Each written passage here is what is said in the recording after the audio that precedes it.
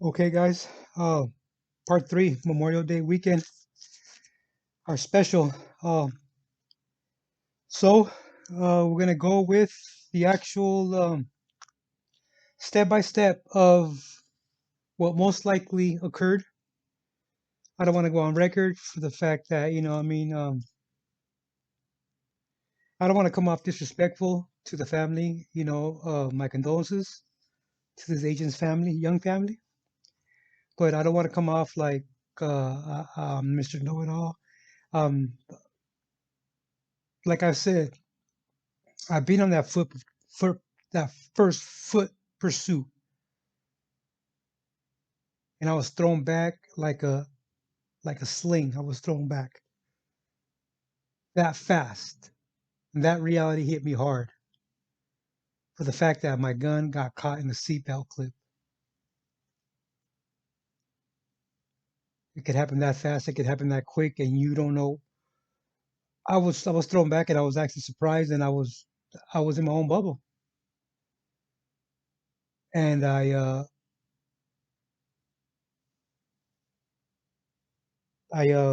reacted in a way that I should have not reacted. I should have never left that vehicle. I should have never set foot on that ground if I had four wheels underneath me. You know, it wasn't a big town. Why would I even try to chase somebody on foot if I could have just easily turned around, got back in my vehicle, and circled around, right? But that's a different story. That's a story for another day. So, um, this agent, he actually cut the road. He was cutting traffic. He saw signs of a large group actually headed north after crossing the primary road. They actually did a pretty good job of actually hiding their actual tracks, but you can't get everything. You're in a hurry. Your adrenaline's going. You're trying to cover every single footstep that's actually tracked on the actual floor, and that's kind of hard, especially when you're dealing with a group of 15 or more individuals, right? And if that's your actual job, your actual task, most 9 out of 10, that's the first time you're actually going to be doing that because you're going to be assigned probably because of your actual condition of your body. And by the way, the coyote is not doing this. The coyote is in front leading the way. So he'll assign somebody that's actually going along with the group. That's actually goal is to actually get to his destination. So it's not going to be something new. It's going to be something new to him actually. It's not going to be something actual that he has experienced actual doing. Okay, so he actually forgets a couple of things, forgets to brush a couple of things along the way because he's scared. He's scared. He's nervous, and he's just trying to get catch up with the actual group so he doesn't get left behind. Right. This is an immigrant that's assigned this task. So this agent finds group of a large group coming through. Why? Let's not say. Well, he chose to work this traffic by himself. He might have got excited. He probably he might have thought that there was a chance he could actually take care of this traffic without handing it off to somebody else, probably before shift change, before it got actually dark, because it was almost time to get dark. It was almost time to turn on the lights, right? And he still had a little bit of actual natural sunlight. Not much, but dusk. Dusk was coming to approach him fast. He uh, he chose to work the traffic. Maybe he didn't want to actually pull a couple of. He didn't want to actually pull other agents to actually um, slow him down from actually getting home. If you understand what I'm saying, um, like I said, I don't know. I wasn't there. I wasn't in his mind. I don't know what he was thinking, but he uh, he chose to actually run this traffic on his own.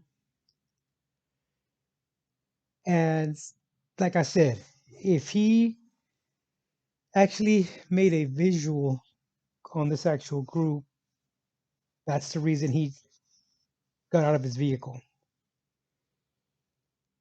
By the way, we legally we could actually, I believe it's 20 miles from the border from the actual fence. We could legally go into anybody's private property, cause a minimal damage. If we cause a lot of damage, we could actually we were responsible for it. We wouldn't cut if they were agriculture. We're not going to cut through their field. You know what I mean? We're not going to cut through their actual harvest or of their actual, their their farms. We would respect the actual the roads, but we could also cut wire, cut a fence to actually gain ground on a group or actually a shortcut. And we did have the tools, or we did somebody on that shift had tools to actually repair that fence or that barbed wire mostly barbed wire. We had the actual tools to replace it, to actually repair it.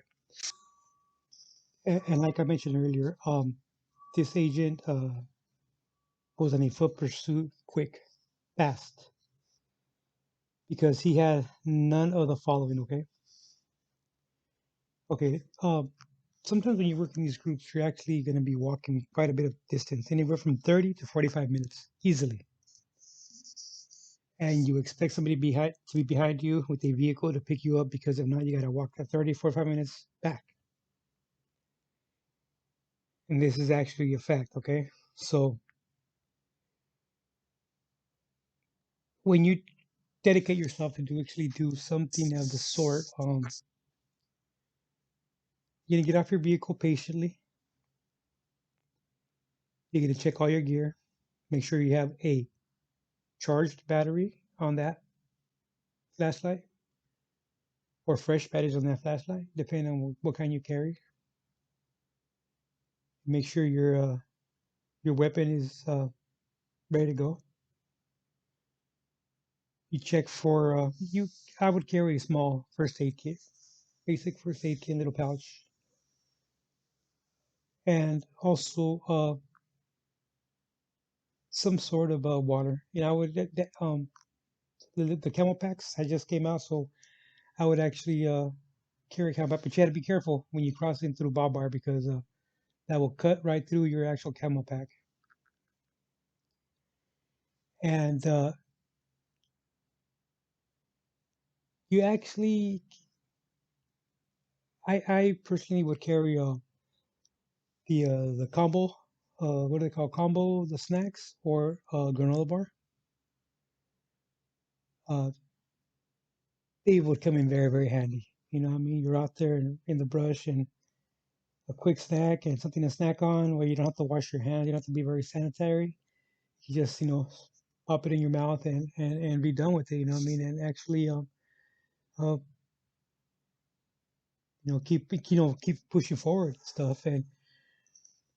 And you gotta check your boots, make sure they're nice and tight and they're not loose, so blisters. All this comes into a factor, and into this scenario. And so you're relacing your boots at the bumper, not in a hurry, because they're on foot too. You're on foot. They're in a group, so they have to actually keep up with each other, and not everybody in that group is going to be at 100% physically. And you're only going to be one or two people that can actually maneuver a little bit faster than an actual group of 20, right? And when you're dealing with a group like that, you're going to have to deal with them trying to hide 20 people. So it can become pretty hard.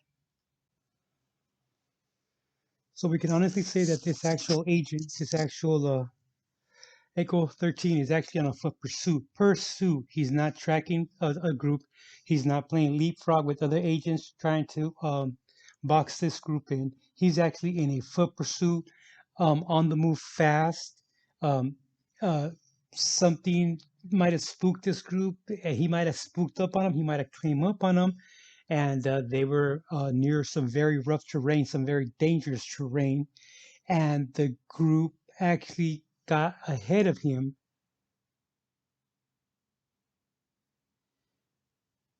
And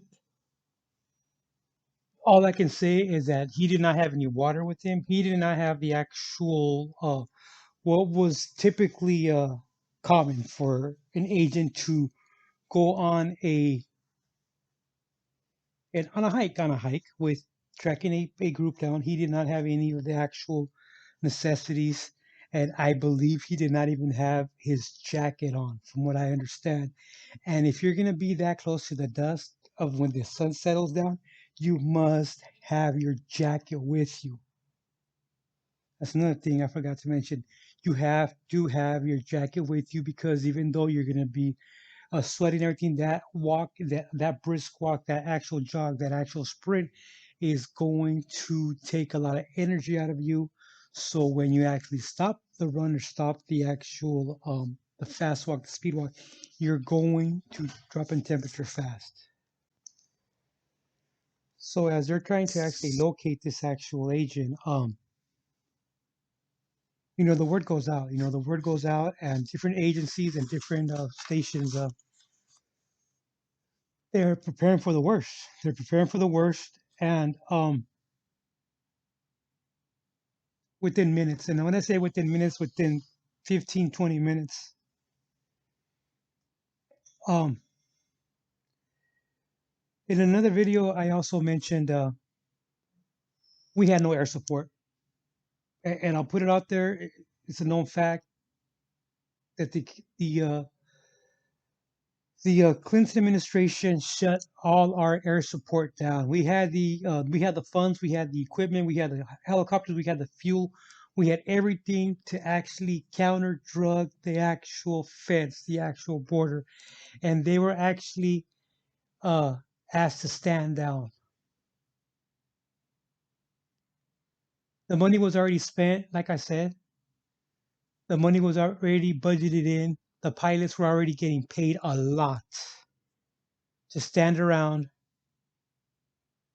to sit around in a hangar with plenty of fuel, and that administration chose to not give us air support.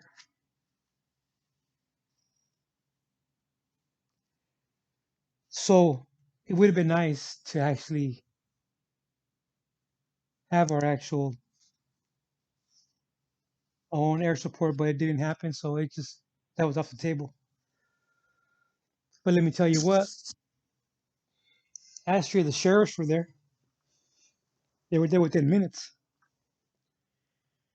and they were trying to get a visual because this agent was not responding. Like I said, the word came out. Does anybody have a visual? Does anybody have any kind of communication with this actual agent? And none of it was available.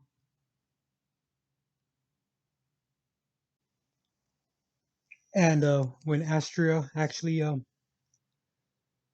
needed to refuel, I remember a supervisor called over the radio and said, "Do we have any other air support ready in place?" And that's when actual uh, the which one are they? What are they called? Uh, Able, Able, that San Diego PD was waiting nearby, already in the air.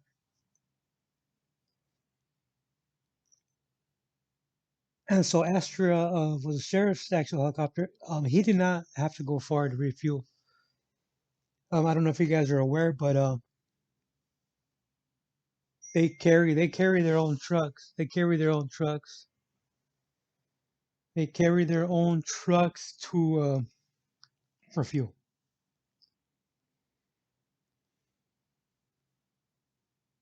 and that fuel is going to be safe. It's going to be actually well protected, well guarded, and they have their own tanker for situations like this out in the rural county. Um, There's plenty of helo landings in East County, both federal, state, and local, that are uh, that are manned 24 hours. So all that tanker has to go is show up, set up shop, and wait to fuel up again for the sheriffs.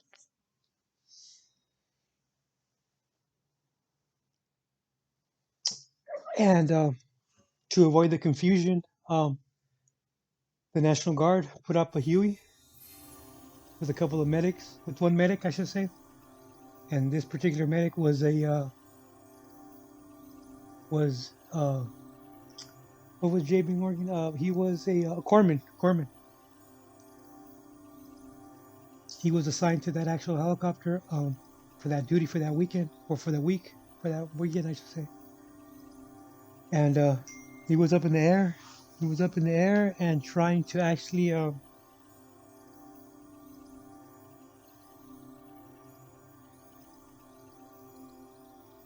see if they needed to actually render aid. And by now it's getting a little bit darker. You know what I mean? There's still a little daylight, but not much. And while the Hue is just actually just he has no spotlight, but he's just tracking back and forth just in case they need medical attention. I got a full medic, full doctor on that Huey. And they finally find his body. There was no sign of actual foul play. Uh, Something that I've actually witnessed, and I've actually was the actual victim of a not severe, but rock throwing. Um, but yeah, I don't want to get into that, but it does happen. But this was not the case. But the body is located, and now they need to extract the body. And of course, you know the FBI is involved now, and our counterparts down south. They sent over a couple of squads of actual military soldiers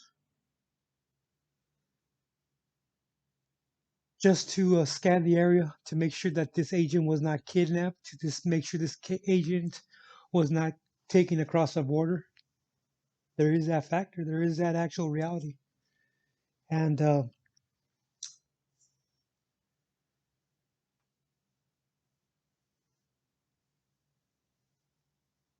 I'm gonna tell you this right now that them soldiers they were knocking down doors down south. I can tell you that much right now. Clearing houses, clearing barns, clearing any kind of buildings down south, just to make sure that this agent wasn't taken dragged across the border or taken by force. You know, and still, you know what I mean? People say that the U.S. and Mexico don't work. Well, when something like this happens, there's there's no second guessing. There's no second guessing, and you actually have to team up with your counterparts down south to accomplish your goal. You know what I mean? Cover your tracks, just to get that doubt, just to get that thought from your head, just to get that scenario out, and they executed it with force. They knew where to go. They know where the stash houses are. They know where the people that the coyotes. They know where they stay at. And so now the body is the actual found. And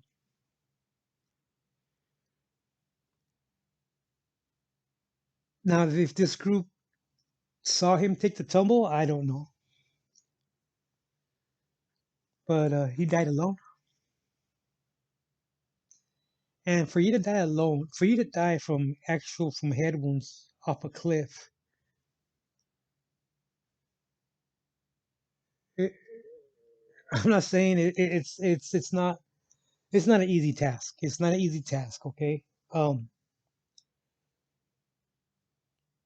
First thing you want to do is protect your head. Protect, you gotta protect your head somehow. You know what I mean? And this agent didn't do that. You know what I mean?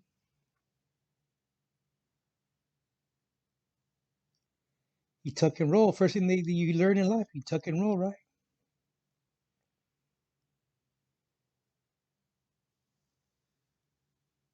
All right, guys. I'm gonna stop here and I'm gonna finish it off with one more of the conclusion of the actual video. Okay, of the actual Memorial Day special. All right, guys. I'll do here up pretty soon.